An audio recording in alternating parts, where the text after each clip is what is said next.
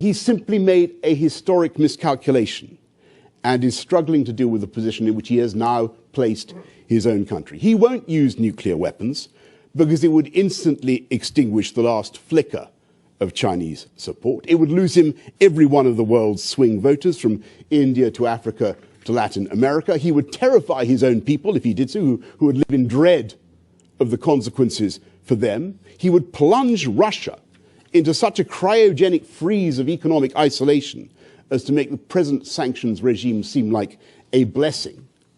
And it would not even work, because I don't believe for a minute he would stop the Ukrainians from fighting for their hearths and their homes and their families. And so we mustn't fall for this trick of trying to portray, that he does, of trying to portray this conflict as a standoff between a nuclear-armed NATO and a nuclear-armed Russia, because that is not what is happening here. This is my first video update from Nicosia, Cyprus.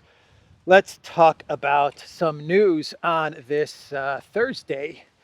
Let's discuss Boris Johnson and that video that you just saw. Boris Johnson was speaking at the Atlantic Council. I believe he was at the Atlantic Council, and he was pushing for more war, of course. Boris Johnson has become a full warmonger. The guy is absolutely insane. Insane in the membrane. That is Boris Johnson. I am telling you, that guy's been captured by the neocon MIC war machine. No doubt about it. That is his new job, is to run around the world and try to push for war. Right now, his task is to escalate in Ukraine. But I'm sure that once Ukraine wraps up, they'll assign Boris Johnson to a new task. So he is running around the United States trying to push for an escalation in the conflict with Russia. And it's interesting, the speech that he gave was actually quite revealing, because as he was making the argument that the collective West, the United States, should not fear escalation with Russia because of the whole nuclear war narrative. In other words, he's saying that Russia's not going to resort to nuclear war, keep on escalating. It's all a bluff from Putin. No need to worry. Boris Johnson actually revealed that Russia is not isolated at all, and it has the support of the rest of the world outside of the collective West, because Boris Johnson said if Russia were to launch nukes, well, then Russia would lose the support of China and of India and of Latin America and of Africa and of the entire world.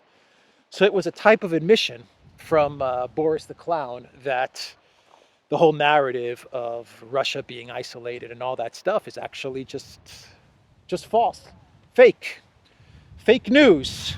As Boris is making the case to escalate, he actually revealed that Russia is supported by 80% of the planet. And that's why Russia doesn't want to escalate, because Russia doesn't want to lose the support of 80% of the planet. That's Boris's argument. Anyway, the guy is absolutely insane. He is crazy clown posse. That is Boris Johnson. And the entire collective West is starting to panic in a big way, because we are getting more and more news coming out of the collective West, mainstream media, that things are going really bad in Ukraine. We had Politico running an article talking about how Crimea cannot be taken. That is what Politico was reporting. The title of their article reads, "Ukraine can't retake Crimea soon. Pentagon tells lawmakers in classified briefing." So that's Politico coming out and saying, you know what, forget about this whole we're going to take Crimea nonsense. You had the German publication Die Welt. They admit that the prospects for Ukraine in the conflict with Russia are not looking good. They're saying that the Ukraine military is losing badly. Reuters, they ran an article the other day saying that the Russian forces are advancing in Bakhmut, and pretty soon Bakhmut will be encircled, and that is true. You have one road that still remains accessible for the Ukraine military, but even that road is started to come under Russian fire, and pretty soon the Russians will have encircled Bakhmut. You also have the Washington Post, and they are running an article with the title, U.S. Cautions Ukraine on Aid as Public Support Slips. Ukraine must account for the aid sent. I talked about this yesterday, how public support for the Zelensky regime is absolutely dropping, mostly due to the fact that the United States has given $150 gazillion to Ukraine at this moment, of which none of it is accounted for. No audit has been done as to where this money has gone and where it's going. And the U.S. Treasury is trying to run cover for the Zelensky regime, saying that no, we trust that the Zelensky regime is spending this money wisely, and they assured us that none of this is being stolen. But everyone is now well aware of the fact that the United States, the Biden White House, they have given hundreds of billions in money and military aid to the most corrupt country in Europe, the most corrupt country, one of the most corrupt countries on the planet. And so the Washington Post, they're starting to sound the alarm bells, and they're saying that the aid to the Zelensky regime is going to start to fade away because public support is slipping, and Americans want answers. They want to know, where did all this money go? You have the defense minister of Ukraine, Mr. Alexei Reznikov. This is the guy that was implicated in the food supplies scandal, though he was let off the hook by the Ukraine parliament, something like 400 million in U.S. food supply money, or collective West food supply money that went to Ukraine, and supposedly there was some sort of scandal there because the prices were jacked up, and obviously all of these people were skimming off the top. And anyway, they kept him as defense minister, this Reznikov guy. But there are rumors now that his time is up, that he is about to be replaced. But he came out with a comment the other day, and he said that Russia has 500,000 soldiers and is preparing an offensive by February 24th in order to mark the beginning of the special military operation a year ago. Quote, "We think that, given that they, the Russians, live in symbolism, they will try something around February 24th. And there you can see the projection from Reznikov, because the Russians do not live in symbolism. They don't adhere to dates and media optics and stuff like that. That is actually the collective West that lives in symbolism, according to the defense minister. And just to prove that point, we have Ursula von der Crazy of the EU saying that the EU, and I quote, intends to impose new sanctions against Russia by the anniversary of the outbreak of hostilities in Ukraine. So who is living in symbolism? Is it Russia, or is it the EU scrambling to find a way to impose sanctions on Russia by February 24th? Because, you know, they want all of the optics that go with the 1 year anniversary of the conflict in Ukraine. So they're going to try to piece together some sort of 10th sanctions package. Of course, they have the problem of the nuclear energy, the nuclear industry sanctions, which Hungary will absolutely not approve. And then they have the sanctions on the diamond industry, which Belgium will absolutely not approve. So it's going to be interesting to see what exactly the EU comes up with in regards to this 10th sanctions package. The Polish president, Duda, he is absolutely panicking, and he is suggesting that NATO give Ukraine, give Kiev security guarantees before a NATO summit. We hope for its, Ukraine's, acceptance into NATO, the Polish president added.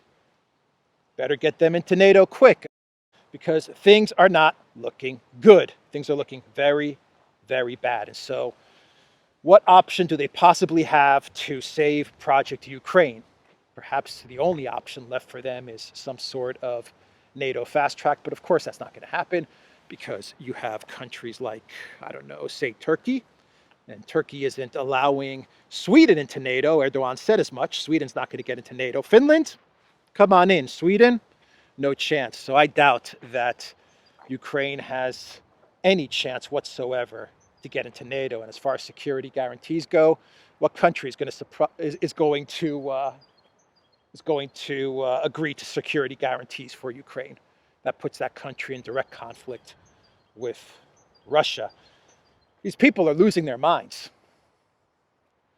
Duda, the Polish president, he's losing his mind. Though, to be fair, it's not really Duda that's coming out with these policies. It's Kaczynski, who's the real brains behind the entire government in Poland, and he's got an axe to grind with Putin and Russia because he feels that his brother was killed in a plane crash many years ago because of Russia. He feels it was some sort of sabotage or something like that.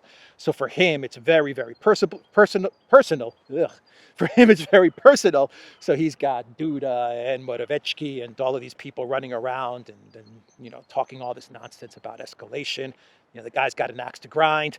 You have people like Boris Johnson, who for some reason, he's taken this whole destroy Russia, destroy Putin thing very personal as well. It's like become this personal obsession of his.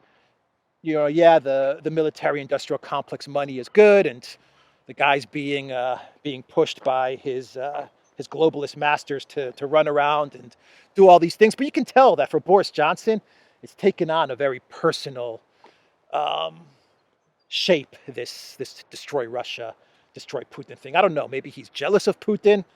Maybe he's created some sort of special bond with Zelensky, something that we don't know about, or who knows? Maybe they've created this very special friendship, and now Boris Johnson feels like he has to defend Zelensky at all costs. I don't know, but it's become very personal for Bojo the Clown. You have people like Chrystia Freeland, Victoria Nuland. For them, it's absolutely personal. The goal to destroy Russia and to defeat Russia. So for them, it's become completely emotional and personal for them. All of this could have probably been avoided if we had just gotten all these people some sort of therapy or something. Like many years ago, if someone in the British government or the U.S. government, Canadian government just said, look, all you guys just go into therapy, see someone, get this animosity, this historical animosity that you have in you, just let it go. See a therapist and let it go. If someone had done that, we would not be in this mess if this was done many years ago, because all these people, they really have lost their mind, and they absolutely need some sort of therapy. They need someone to just tell them to just let it go. Nuland, just let it go. Kaczynski, let it go. Boris, let it go, man. Just let it go. It's not worth destroying the world for this emotional obsession that you have with Russia and with Putin. Just let it go, man. Speaking of Nuland, just a thought. Therapy would have been a lot less expensive, and it would have prevented the catastrophe that we have today. But speaking of Nuland, she is on a trip to India, Nepal, Sri Lanka, and Qatar. And she was in India, I believe, just yesterday.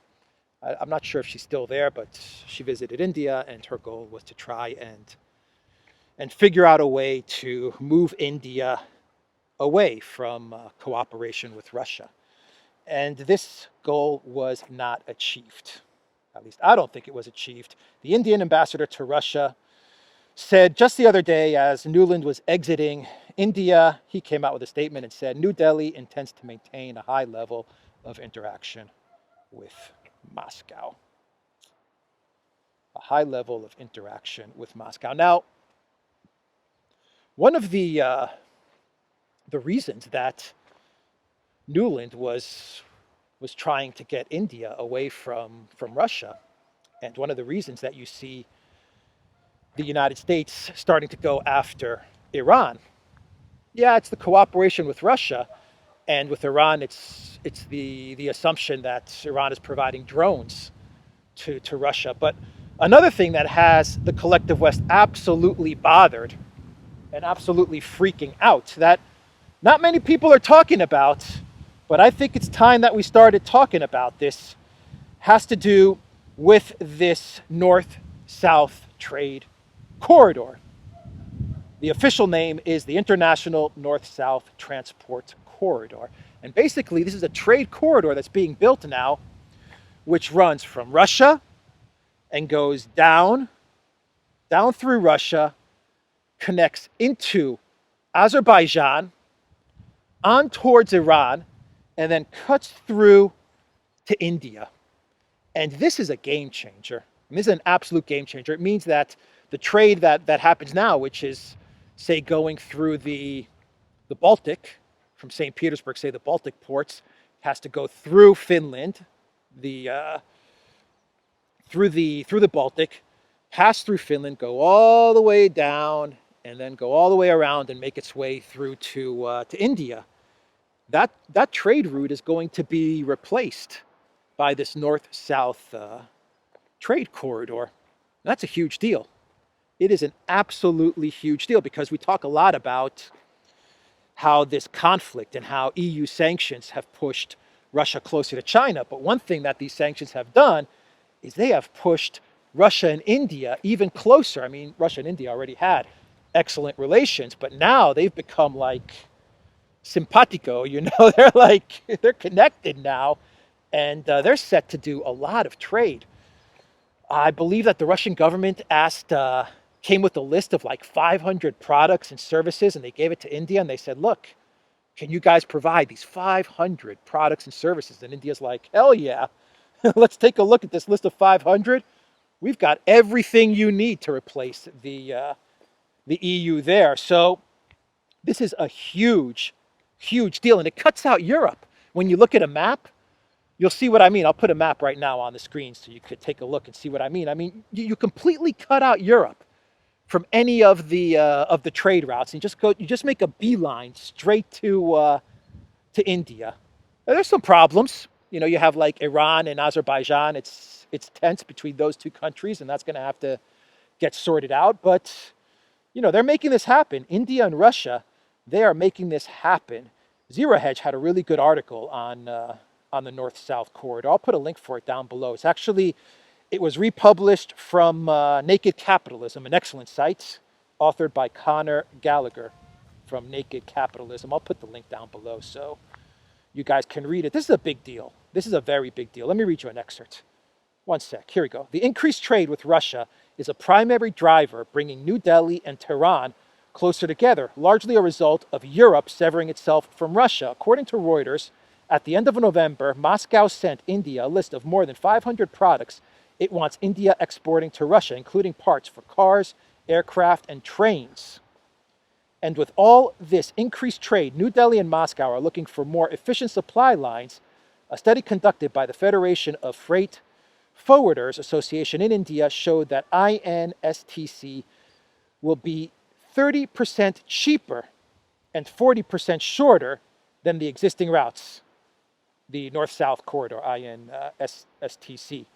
And according to the Russian Journal for Economics, freight traffic on the NSTC could reach 25 million tons by 2030, a 20-fold increase. For these reasons, the NSTC is of vital importance to Russia, as well as a source of frustration for the neocons in DC and their foot soldiers in Europe.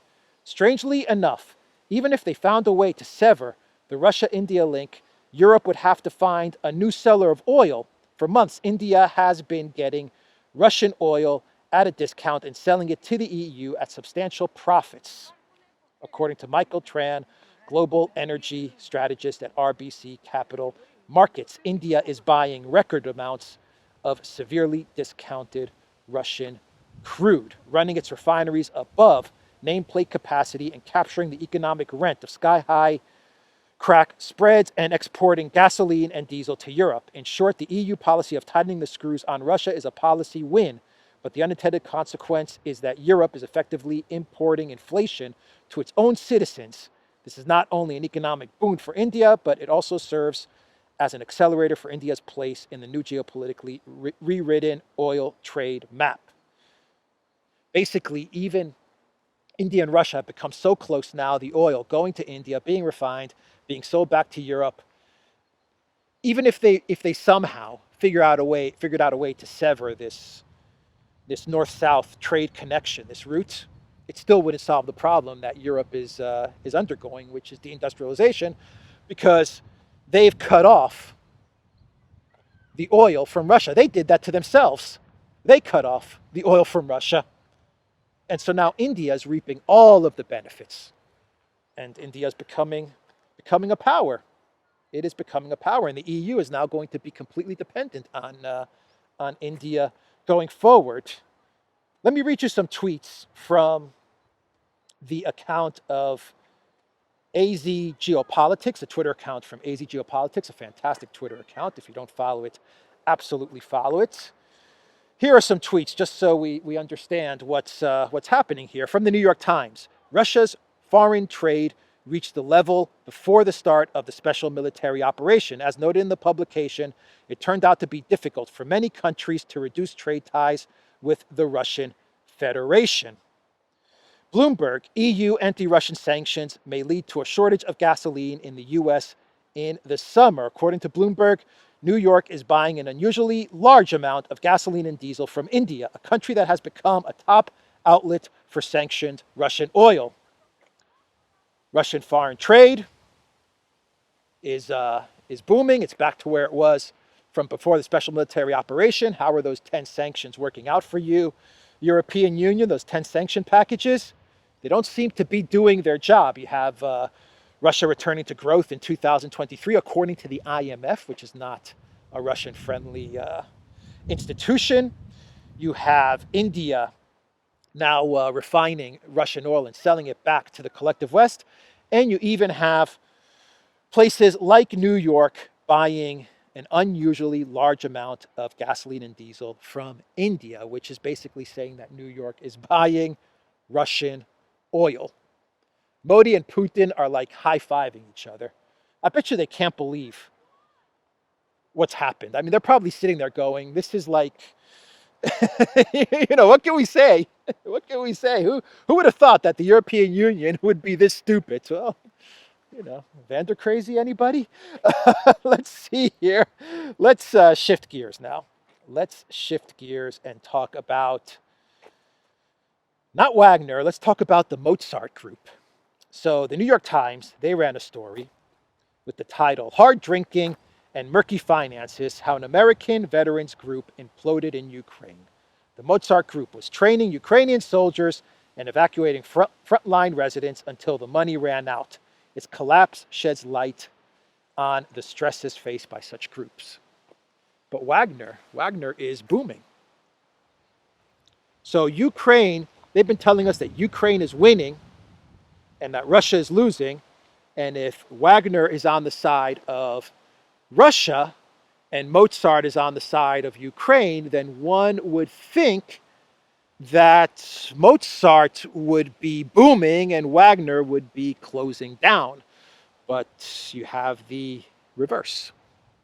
Mozart is closing down and Wagner is about to take Bakhmut.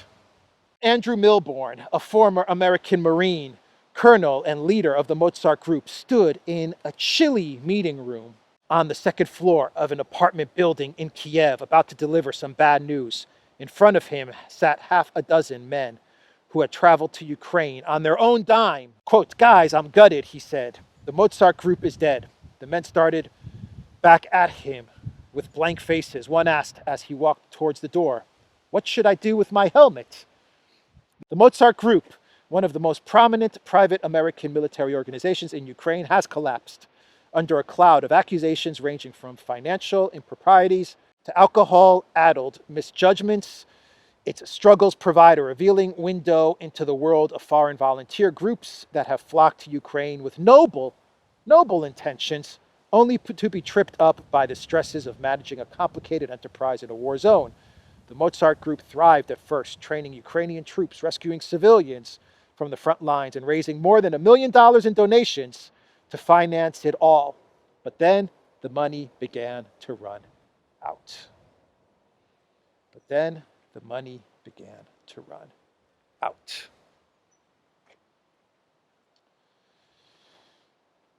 I said yesterday that Spain was going to send something like 4 to 6 Leopards. Well, now we're getting reports that Spain is not going to be sending 4 to 6 Leopards.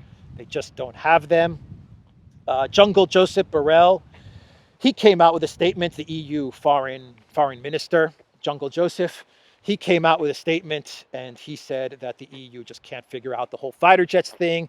So he called on EU member states to just try and figure out the tank thing. Let's try and figure out the tank thing first, and then maybe we can get to the fighter jets, but they can't figure it out. Meanwhile, Sergei Lavrov, the Russian foreign minister, he was giving an interview to Sputnik, and they asked him about the delivery of perhaps long-range missiles to Ukraine in order to hit Russian territory. And Lavrov said something along the lines of, well, if they deliver long-range missiles to Ukraine, well, then we're just going to have to push the front lines further west so that those long-range missiles can't get at Russian territory. Here is what Lavrov said. Now our goal is to push the artillery of the Ukrainian armed forces back to a distance where they would not create a threat to our territories. The longer range the weapons supplied to the Kiev regime have, the further the troops will need to be moved. That is the statement from Lavrov. And Lavrov also was asked to comment about Vicki Nuland's confession with regards to Nord Stream. Remember when Vicki Nuland, Victoria Nuland, is it Vicki or Tori? I forgot. Vicki, Tori Nuland, when she was giving her statement to the Senate the other day, she was telling Ted Cruz, she said, Mr. Cruz, Senator Cruz, I'm absolutely happy that that Nord Stream is now a hunk of steel at the bottom of the ocean, something like that. Basically admitting that, we blew it up. We blew it up. We're damn right we blew it up, and we're absolutely happy that we blew it up. So Lavrov was asked to comment on this. And he said, and this is not only this is what Lavrov said, and this is not only the direct participation of the United States in the explosions of the northern streams. Now that Miss Nuland has practically carried out a confession, there is still a lot to remember and show by what methods the United States achieves its hegemony. This statement has in parentheses, it says, Victoria Nuland has practically confessed that the U.S. was involved in the Nord Stream explosion. So that's basically how Lavrov answered that question.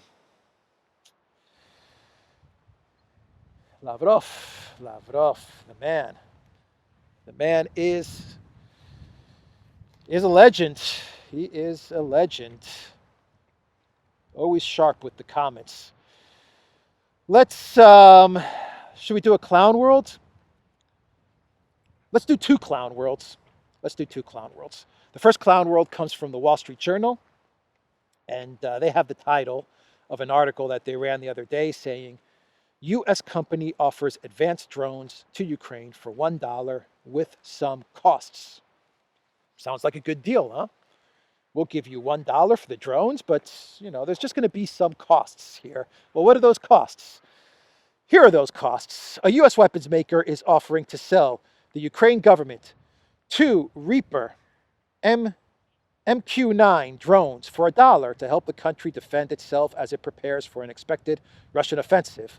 2 Reaper drones. The deal would require Kiev to spend about $10 million to prepare and ship the aircraft to Ukraine and about $8 million each for the maintenance and sustainment of the older model drones, which aren't currently being used in Ukraine. It's a good deal, man. $1. Give us $1. You'll get the 2 drones. And by the way, you have to give us $18 million as well so we can package this stuff and send it over to you. You know, I mean, hey, you know, it's still $1. It's still $1.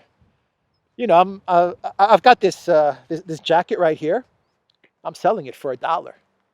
The shipping is going to be $150, but you know, the shipping and packaging. But the jacket's $1. It's a great deal. Oh boy! And finally, we have this clown world, which is a monument to Zelensky appeared in Estonia. It is depicted as a Statue of Liberty and is made of sand. The sculpture appeared in the city of Tirva. The Tirva community built the Freedom Park, in the center of which stands a giant sand sculpture of President Zelensky of Ukraine.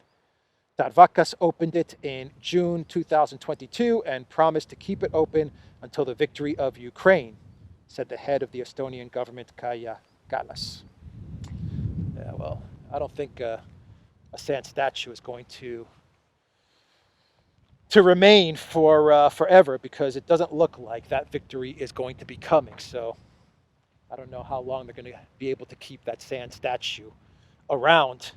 That's for sure. Sand. It's actually quite fitting that this statue was made of sand, isn't it? It's actually quite fitting that they made it of sand. What's the expression of building something on sand? Building your house on sand? I think there is a biblical expression there, which probably would have served the artists of this statue well.